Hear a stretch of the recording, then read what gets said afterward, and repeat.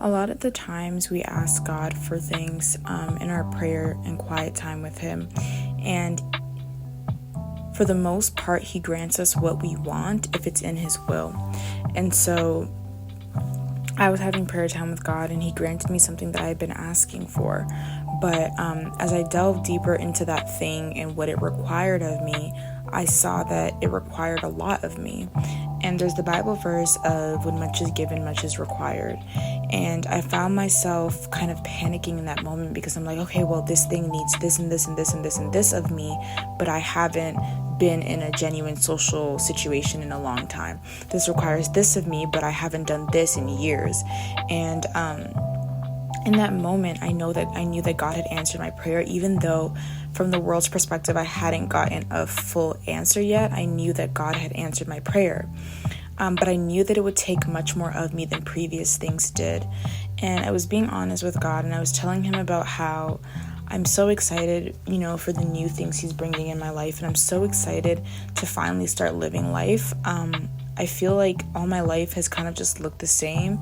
It's kind of been in the same spiral. Things happen in the same motion. I never really experience anything new or out of the ordinary. I never do anything fun. Like, my life has always just been pretty mundane after COVID. So I've always fantasized about stepping out and doing these things, but I never got the chance to do it. And God is just granting me full access to live a life full of wonder, to live a life full of doing things that I've always dreamed of. But I feel like now that I'm in the position to do that, here comes that self-sabotaging self, and it's scary because I want to do these things, but in the same sense, they're uncomfortable because my life has always looked one way. My life has always been experienced one way. And to be able to get to step out of that and to be able to get to experience it in a new way is different, and it's challenging. And I found myself asking God, I don't know if I'm qualified for this, or I don't know if I can do this, right? And a lot of the times we pray and pray and pray for things, and then we end up second guessing ourselves. And so instead of allowing myself to sit in that second guessing, I just turned to God, and I let Him know about some of the fears that I had, some of the anxieties that I had over feeling disqualified for a certain position or to be in a certain place.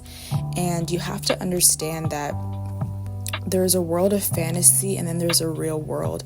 And the world of fantasy feels so much better because you're dreaming and fantasizing about being there. But God is giving us access to be there in real life. And I think what's so scary is that this is such good change, and it's so perfect for me, and it's what I want, but it's so uncomfortable. I've never been able to step out of my comfort zone in that way. And so the best thing that I found for me would be preparing yourself. When much is given, much is required. Meaning, if you want, let's say you go from an entry-level job that pays you minimum wage, and then you're praying to God for a bigger job, a better job, and He gives you that, and now it's like a kind of middle way job, and it pays you $5 more than minimum wage. But you have more duties, but you have more responsibilities, but the title you carry holds more weight to it. And that's because the more you level up and the greater things get, the more is required of you to uphold that standard, the more is required of you to uphold that reputation. And a lot of the times that can seem scary, especially when we don't trust ourselves. When we don't trust ourselves, or when we don't trust that we deserve good things, titles like that might seem scary, but know that God is working with you through that lack of self-trust. Know that God is working with you through that feeling like you're not good enough. And He wants you to have a good life. He wants you to live a life of abundance. He wants you to enjoy things to the fullest extent. But He also knows how fickle human minds are.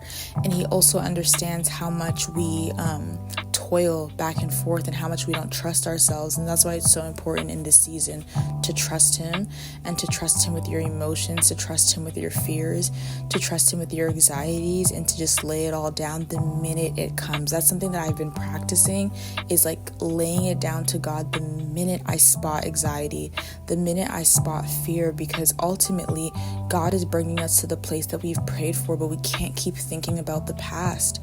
And thinking about the past can simply just be thinking about being comfortable, because the truth is that when I was back in that place of not doing anything, constantly being stagnant, every year of my life looking the same, it sucked. And all I did was complain, and all I was miserable. But I got comfortable being miserable. I got comfortable complaining. It was a normal thing for me to feel that way, right? And now that, I'm not feeling that way, now that the next year is not going to look the same for me, like, it's so difficult to step out of that misery. It's so difficult to not allow myself to be miserable, because that has just become such a normal thing for me. And so we have to make sure that we're not blocking our own blessings, and we have to make sure that we're not standing in between what God has for us and this fear. We need to be all the way there with what God has for us. And that's not to say that fear won't come, or that anxiety won't come, or that low self-esteem won't come, but that's when we immediately give it to God. We don't ponder on it. We don't wander around the situation. The minute you feel those feelings, or even if you feel a sense of them, just be like, I feel weird right now, God, and give it to him. Like, it's just that simple. And this is going to have to be a daily thing, especially if you struggle with low self-esteem. I know that's something that I struggle with a lot.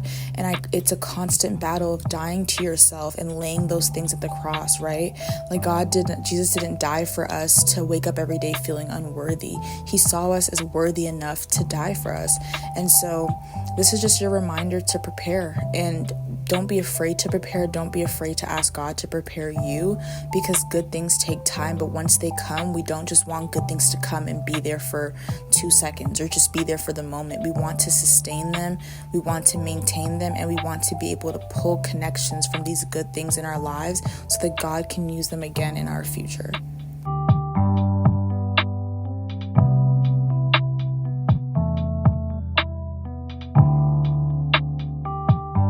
Been following up with me, you would know that I've been in a wilderness season, and I've been documenting my season as well as how I overcame it and stepped into my Job blessing. I just came out with an ebook that God led me to create, detailing everything that I went through. Check it out in the link in my bio if you're interested. Love you all.